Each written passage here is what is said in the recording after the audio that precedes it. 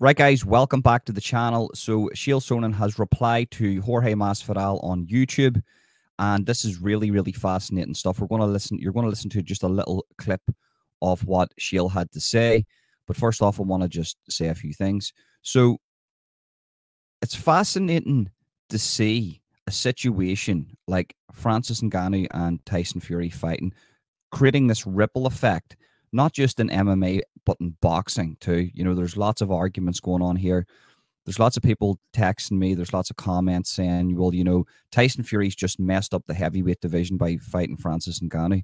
I think this has freshened it up a little bit. And I'm going to stand by my statement and say that I think that not only did Francis Ngannou take a risk, but Tyson Fury took a risk. We're not talking about that. Everybody's saying, well, you know, Fury's this, he's a bum, he's this, Anthony Joshua was better. I don't believe any of those things, right? I don't believe any of those things. I think Tyson Fury takes a lot of risks in his career.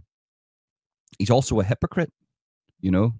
He's quoted saying a while back, you know, if I lose one fight in boxing, that's me, I'm just going to quit. But then in other videos, he's saying, well, it's only a fight. If I lose a fight, it's just a fight. You know, I'm still going to continue my career. But the ripple effect of this situation, of this fight, is crazy. So you have Chael going on Ariel's show. They have a dispute. None of them are actually wrong, and both of them actually lie, which is crazy. You know, Ariel with his little lie to do with, you know, the pay-per-view, or what Francis is getting. Sorry, he's going to get like 10 to 20 million, and there's like that's 100% extra. What are you talking about, man? And Chael saying, look, well, you know, it didn't do too well without knowing the full facts. And other things, there was other things put into the mix. I can't really remember what. I think Chael lied about something, right? He lied about something, but both of them were sort of outed as quoting the wrong facts, right? But then it just turns out that Chael was actually correct, and the information that he had in regards to the pay-per-view was correct, and it didn't do too well. But it's a multi-varied situation. For instance, the time frame that it was put on wasn't good. It wasn't going to make a lot of money, and the reason for that is the Saudis didn't care. The Saudis, they just were going to pay for this fight, and they're willing to lose hundreds of millions because they don't care. They have trillions. That's pennies to them. And so, you know, the situation is what it is, right? Francis made bank. I agree with Ariel. This is a good situation for him. He's going to go into the next fight with more clout. More boxing fans are going to tune in. More MMA fans are going to tune in. The second one, no matter who he fights, is going to do really well. If it's put on in the correct time, with the correct promotion, with the correct situation, with the correct fighter, promoted well, it will do very, very well, right? I get that. And I also agree with Chael that, look, it didn't bomb, but it wasn't good. For, you know, pay-per-view wise, it wasn't good. So I agree with both these guys. And I'm not just sitting on the fence, I'm just saying it how I see it. But then the ripple effect of that is Jorge Masvidal comes on the show and talks about the whole Colby Covington thing. You know what I feel about that. I don't agree with the violence put upon Colby Covington, but at the same time, I don't agree with whenever you're running your mouth for so long and that actually catches up to you, you shouldn't really make statements to the police. Because then, especially if you're an MMA fighter, you're going to lose lots of credibility. That's what I think. He shouldn't have done that. He should have just took it on the chin quite literally and moved on with his life. But anyway, it is what it is. I respect everybody's opinion on that. But then at the end of the segment, he said a lot of things to do with Chael Sonnen. You know, this guy's a juice head. Chael, you know, got popped for 9 different substances and he still couldn't win the title. And, you know, this guy thinks he's a gangster. What's he, a gangster of? Tax fraud, tax evasion or something? You know, firing real shots at Chael Sonnen. And I thought, where did this come from? And then I thought to myself, oh, Jorge Masvidal has his own promotion. So what he's doing is he's creating lots and lots of drama and driving traction towards himself, then hence it will drive traction towards his promotion. Because just to let you know, Jorge has a fight promotion and he streams this stuff live on YouTube, and I actually might do fight companions for it. He streams it live on YouTube, and it doesn't get a lot of views. It might get 1 million views. That may seem like a lot, but that's not a lot of money on YouTube. That's not a lot of money. Then he has to pay the fighters, and he probably uses the gate for that, and the gate has to be good, and maybe the gate isn't too good. I don't know, right? So what he's trying to do is he's trying to build a promotion. And when you're building a promotion, you need drama, you need excitement. And Jorge chose the route of, I'm going to call out people and I'm going to cause as much drama and chaos as possible because this will be good for my promotion. And I think he's right, but he's also wrong. If I'm correct, why he's calling out Chael for this here.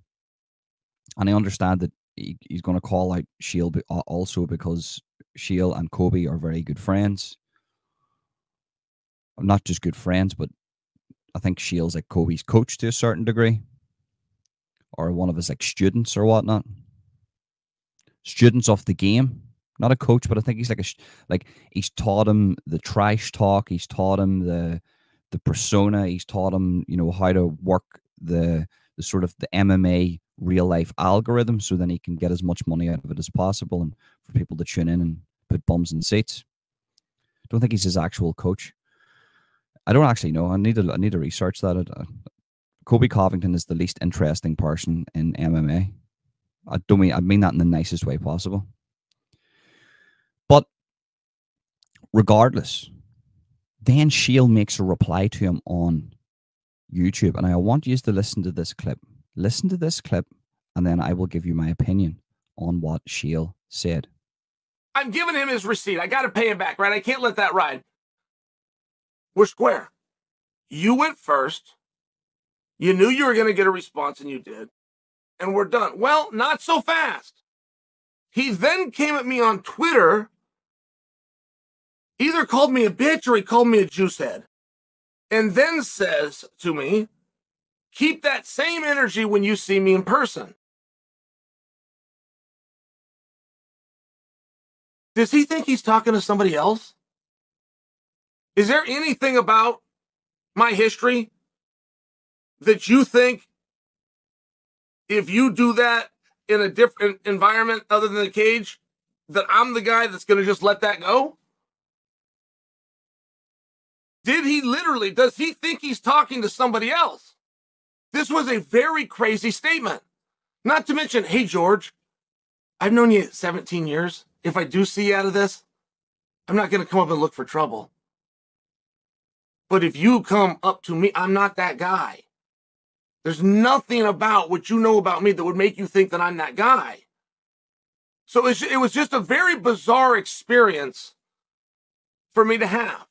And it was even more bizarre that he told me to keep that same energy. The reason that's bizarre is Jorge Masvidal made a fortune, but got his head caved in by Kamaru Usman. Kamaru Usman coined the phrase into our industry, keep that same energy. He coined the phrase during a press conference opposite Ben Askren. And Ben was calling him Marty from Nebraska. And he said, what? That's how I've known him. We're at the Olympic Training Center. He was Marty from Nebraska. That's all true. But things have changed, and Kamaru Usman is now the champion of the world and doesn't like being teased in public.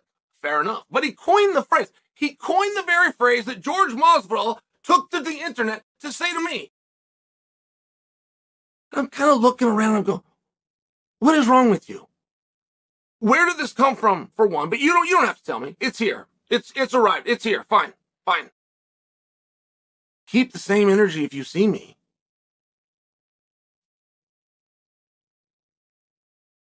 Is there a gangster in the world that you have to worry about keeping the same energy when he sees you? There you go, guys. Shots fired from Chael Sonnen, and that was gangster. I have to admit, that was a gangster reply, because that was the equivalent to, I can't let you get close, verbally. In the verbal sense, in the YouTube sense, if these two guys were to meet, Chael Sonnen would posture up and he would say to him, I can't let you get close. That's what that was. And it's a warning to Jorge Masvidal. Do you think I'm that guy? Do you actually think I'm that guy? One, if I meet you, I don't want any trouble. Number two, how I took that, maybe I'm wrong with my interpretation, how I took that is, do you think I'm that guy that's going to allow you to do the same things that you have done onto other people. Leon Edwards, Kobe Covington. I'm not that guy. Serious things will happen if you approach me in that manner. That's how I took that. I don't know about you.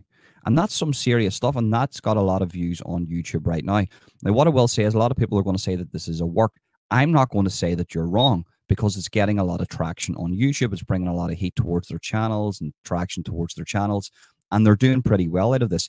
This is benefiting everybody, even people like me that are speaking about it. They're getting tiny little views over this, but these guys are getting big views over this.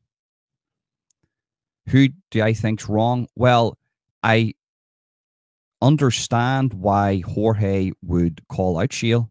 The two reasons: one, he's good mates with Kobe Covington, and two, he needs that traction brought upon himself for his, you know, his own business and his own sort of promotional career.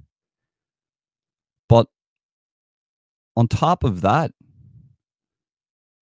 Jorge Masvidal is going to have to follow through with this, because there's going to be a situation or a time where these two guys are going to be in the same vicinity as each other, and he's going to have to act upon that. Now, it could be a situation where there's going to be lots of people and Jorge won't be able to literally not be able to get close to Chael Sonnen, or they're going to be in close company with each other, and you're going to see what the situation is. And I think, knowing who Jorge Masvidal is, he'll probably take a pop at him, take a swing at him, do something. But Chael Sonnen isn't a dozer. I know he's a lot of things. He's comes across a certain way. You know, you maybe think that he's not something, but he is. He actually is. And both these guys, you know, okay, Jorge's younger than Chael, but both these guys are still in training. Both these guys aren't as active as what they used to be. You would say that it would be a pretty even street fight, I would say. I don't know. I want to know your opinions on this here. Crazy stuff. Absolutely crazy. And I can't help but thinking this. But Ariel Helwani, right? Because everybody thinks Ariel's a weasel. And they're probably right to a certain degree. I like Ariel. But Ariel Helwani is the master of YouTube. Without a shadow of a doubt. He created this situation knowing that there's going to be a ripple effect, knowing that this is going to be drama and traction and views and monetization and eyeballs and everything. He knows what he was doing here. Fantastic work from all guys around here. Like this is brilliant. This is brilliant stuff. But yeah, guys, that's what I have for you today. Remember, smash the like button, subscribe, hit that notification bell. Leave a comment, tell me what you think. Share on other social media platforms. Just share, copy, link the clipboard, make a little social media post, send to a friend on Facebook or WhatsApp Messenger. Sharing is caring, spreading the word is good. Thank you to everybody that does that. And yeah, all my social medias can be found in the description of this video if you want to go follow me on social media or contact me. But yeah, guys, shots have been fired. I wonder how this is going to play out.